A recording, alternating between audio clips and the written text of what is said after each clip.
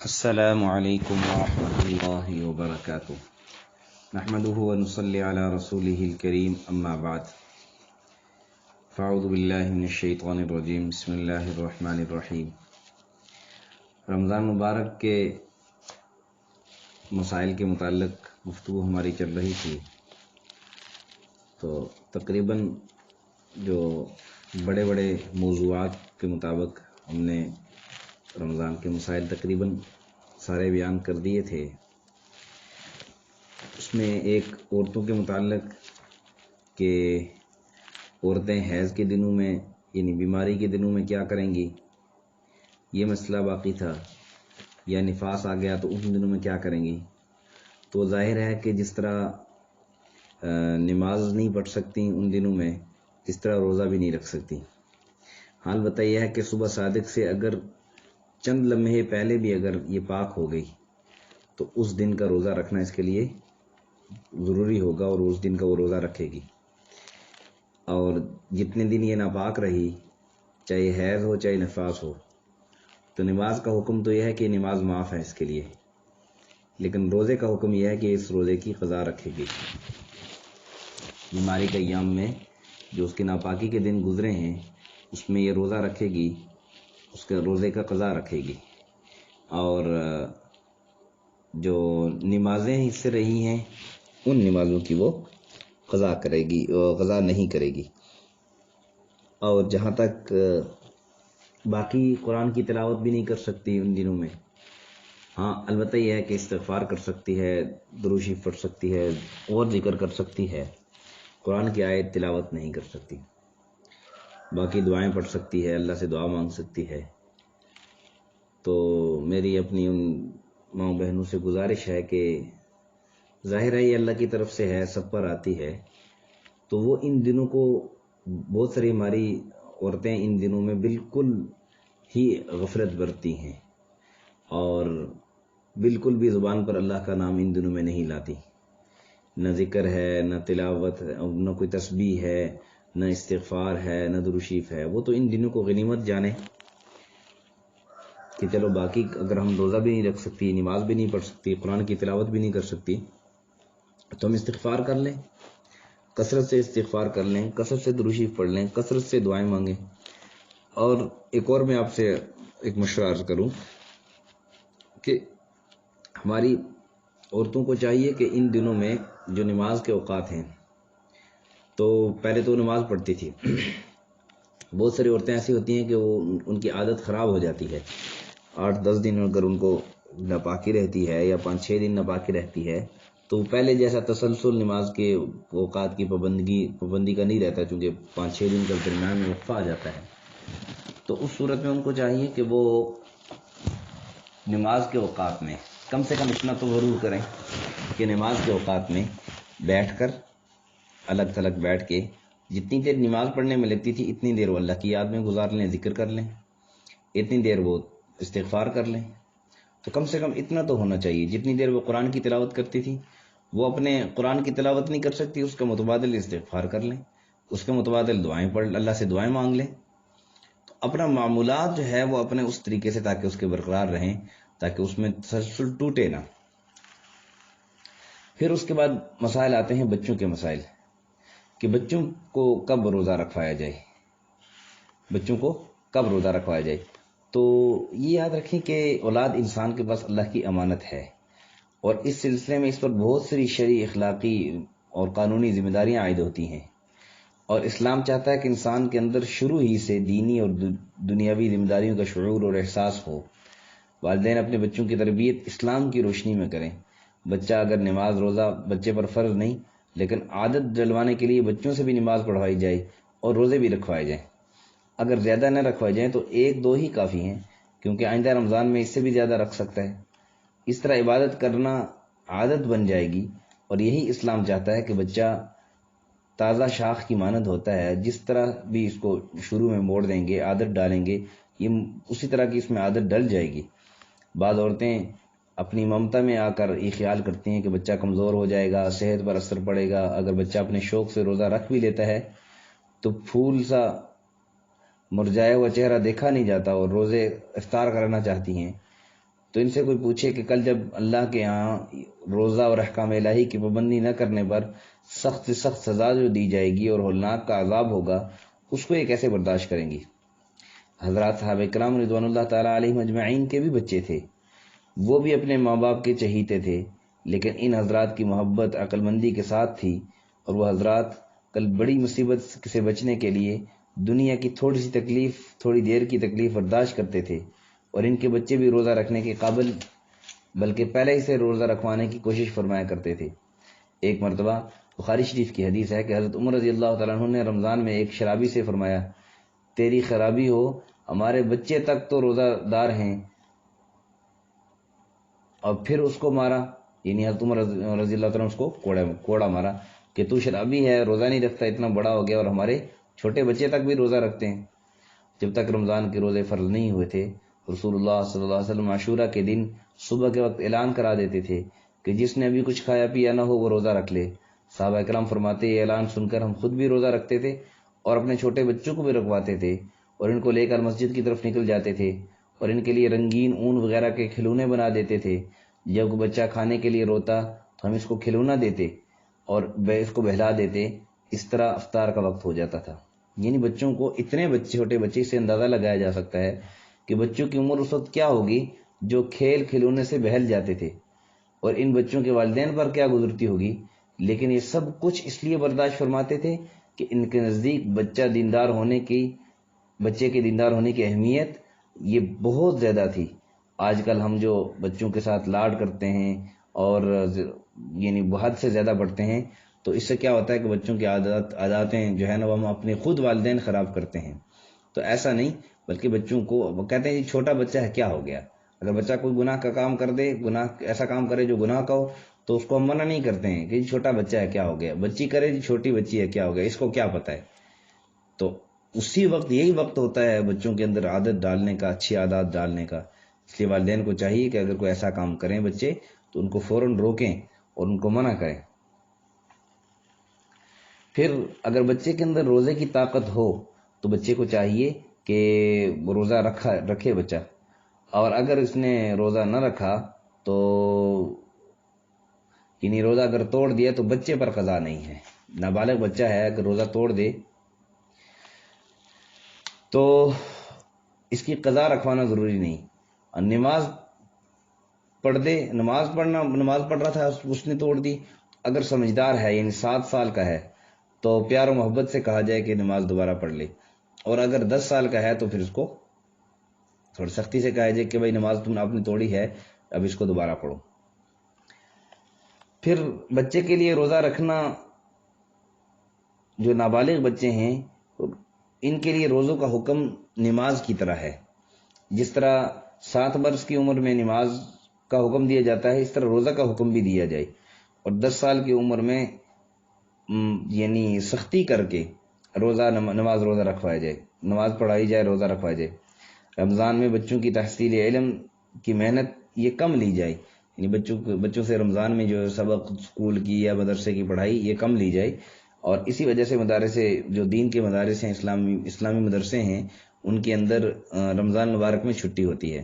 تو اس لیے جو نابالغ بچے ہیں، قریب البلوغ ہیں، مطلب 10 سال کے ہو گئے ہیں، تو ان کو رمضان روزے کی عادت ڈالنی چاہیے، اور اگر وہ روزہ نہ رکھیں تو ان پر تھوڑی سی آپ سختی کریں، جس طرح نماز کا حکم ہے اسی طرح روزے کا بھی حکم ہے۔ پھر اسی طرح اگر دن میں کوئی بچہ بالغ ہو گیا تو اس دن کی وہ قضا رکھے گا۔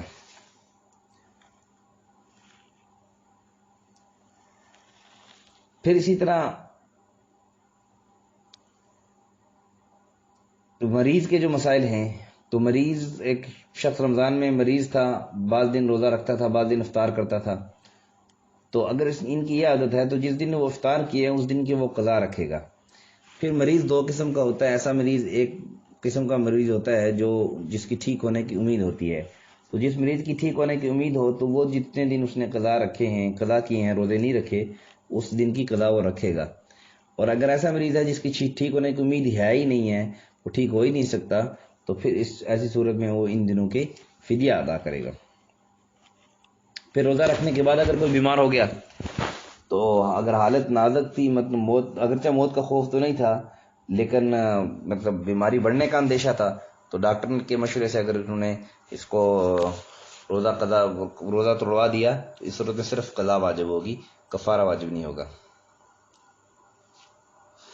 پھر اسی طرح اگر کوئی آدمی پہلے سے بیمار تھا اور روزہ رکھا، اب اس روزے کی وجہ سے جو ہے نا وہ بیماری کے اندر شدت بڑھ رہی ہے، تو ایسی صورت میں وہ اگر روزہ قضا کر دے تو پھر اس صورت میں اس کو یعنی قضا رکھنی پڑے گی، روزہ اگر توڑ دے تو کفارہ نہیں ہے اس پر۔ اس طرح روزے کی حالت میں نکسیر پھوٹ جائے تو ایسی صورت میں یعنی اگر خون گلے سے اندر چلا گیا تو پھر تو روزہ ٹوٹ جائے گا، اس کی صرف قضا رکھے گا، اور اگر خون گلے سے اندر نہیں گیا تو پھر ایسی صورت میں روزہ اس کا نہیں ٹوٹا۔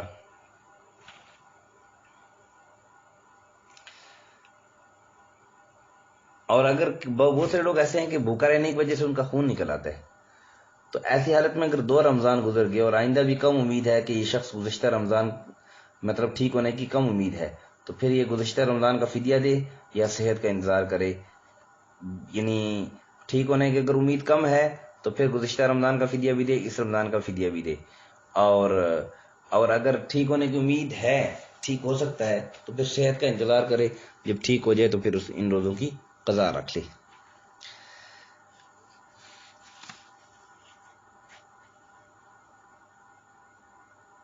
پھر بہت سارے لوگ نزلہ زکام کی وجہ سے رمضان میں روزہ کی حالت میں وکس استعمال کرتے ہیں، تو وکس کا استعمال احتیاط کے خلاف ہے، تو اگر تو اس میں صفوف نہیں ہے تو اس میں روزہ نہیں ٹوٹے گا، جیسے خوشبو عطر وغیرہ یا گلاب کے پھول سونگھنے سے روزہ نہیں ٹوٹتا۔ اور اسی طرح ہیضے اور پیٹ کا جو مرض ہے، اس صورت میں بھی یہی ہے کہ اگر اس کو اس بیماری کی صورت میں، ہیضے یا پیٹ کے درد کی بیماری کی صورت میں اس کو اگر دوا پلائی گئی تو اس کی صرف قضا واجب ہے، کفارہ اس پر واجب نہیں ہے۔ اور اسی طرح اگر کسی کا روزے کی حالت میں پیشاب بند ہو گیا تو ڈاکٹر مثانے میں نلکی ڈال کر پیشاب کرواتے ہیں، تو اس سے روزہ فاسد نہیں ہوگا، اس لیے کہ مثانے اور عضو تناسل کا تعلق پیٹ سے نہیں ہوتا۔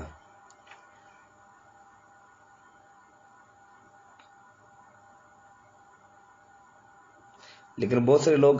جو انیما کرواتے ہیں، تو اس صورت میں جو دوا چونکہ ظاہر ہے کہ بالکل اندر کی حالت میں اندر جگہ پہ لگاتے ہیں، تو اس سے روزہ ٹوٹ جائے گا اور اس کی قضا واجب ہوگی، کفارہ نہیں ہے۔ پھر ایک شخص بیمار ہے، بواسیر کا بیمار ہے، جب بھی روزہ رکھتا ہے تو خون آنے لگتا ہے اس کو، تو ایسے مریض کو رمضان شریف میں روزہ افطار کرنے کی اجازت ہے۔ پھر جب ٹھیک ہو جائے اور روزہ رکھنے کے قابل ہو جائے تو اس وقت اس روزے کی قضا کرے، فدیہ دینا اس کے لیے کافی نہیں۔ ہاں، فدیہ اس مریض کے لیے، جیسے پہلے بھی عرض کیا ہے، کہ جو ہمیشہ کا مریض ہو، جس کو ٹھیک ہونے کی کوئی امید نہیں ہے۔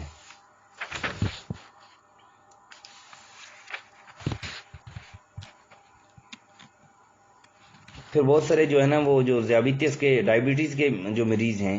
جن کو روزہ رکھنے کی وجہ سے زیادہ کمزوری ہو جاتی ہے، تو ایسے شخص پر یہ ہے کہ وہ روزہ نہ رکھے، اور رمضان شریف میں اگر مطلب نہیں درست کر سکتا، روزہ رکھ سکتا، لیکن جب صحت کی توقع ہو تو پھر روزے کی قضا کرے گا، اگر توقع نہیں ہے تو قضا نہیں کرے گا بلکہ فدیہ دے گا۔ پھر کسی کو اگر روزے میں انجیکشن لگوانے کی ضرورت پڑ گئی، مطلب گلوکوز وغیرہ اور خون چڑھانا، تو انجیکشن کے ذریعے جو چیز جسم میں داخل ہوتی ہے وہ عموماً رگوں کے واسطے سے قلب اور دماغ یا معدے تک پہنچتی ہے، اور ایک ایسی راہ سے گزرتی ہے جو اس کی حقیقی راہ اور فقہا کی زبان میں منفذ نہیں۔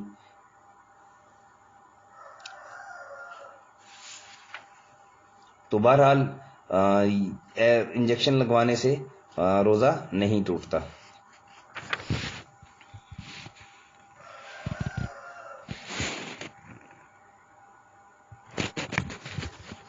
پھر ظاہر ہے کہ انجیکشن تو نبی پاک صلی اللہ علیہ وسلم کے زمانے میں نہیں تھا، تو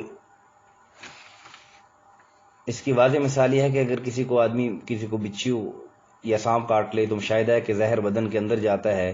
اور سانپ کا زہر اکثر دماغ ہی پر اثر کرتا ہے، اور بعض جانوروں کے کاٹنے سے بدن پھول جاتا ہے، جس سے ظاہر اندر جانا یقینی ہو جاتا ہے، مگر کسی دنیا کے عالم نے اس کو یہ نہیں کہا کہ کسی کو اگر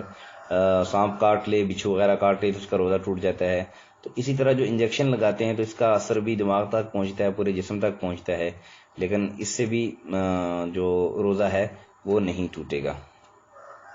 ہاں، اگر کوئی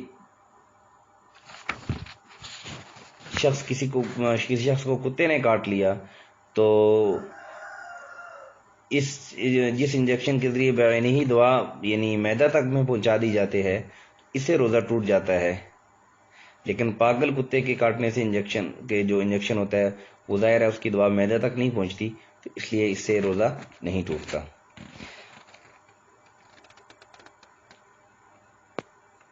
پھر مریض ہے تو اس کی روزوں کا قضا یہ ہے کہ وہ جب صحت مند ہو جائے تو اس کو چاہیے کہ اس روزوں کی قضا رکھے۔ پھر ایک بندے کو روزہ کی حالت میں پیٹ میں شدید درد ہو گیا، دوا استعمال کی تو آرام ہو گیا، پھر غروب آفتاب تک روزوں کی طرح جو ہے نا وہ رہنا یہ واجب ہے، ضروری ہے۔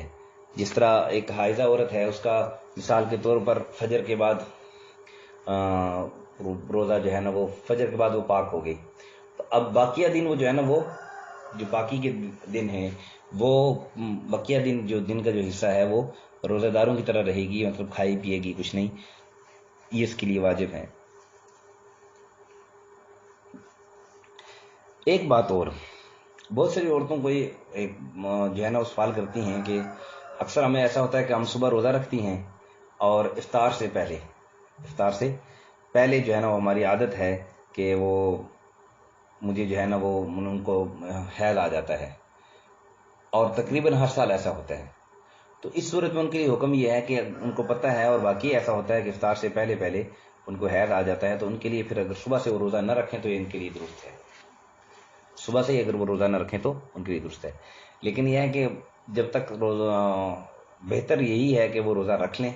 اور وہ یہ نہ سمجھے کہ ان کا یہ دن بھر بھوکا رہنا یہ عبث چلا گیا ہے، نہیں، اس پر ان کو اجر ملے گا، اللہ کی طرف سے۔ اللہ کے ہاں کوئی اندھیر نگری نہیں ہے۔ اللہ سے دعا ہے کہ اللہ تعالی ہمیں سمجھ عمل کی توفیق نصیب فرمائے۔ بقیہ انشاءاللہ یہ موضوعات پر تو مسائل ہو چکے، بقیہ انشاءاللہ جو متفرق مسائل ہیں وہ انشاءاللہ مختلف مسائل ہیں، مختلف لوگ سوال کرتے ہیں، تو انشاءاللہ وہ سوال و جواب کا جو سلسلہ ہے وہ انشاءاللہ اللہ نے چاہا تو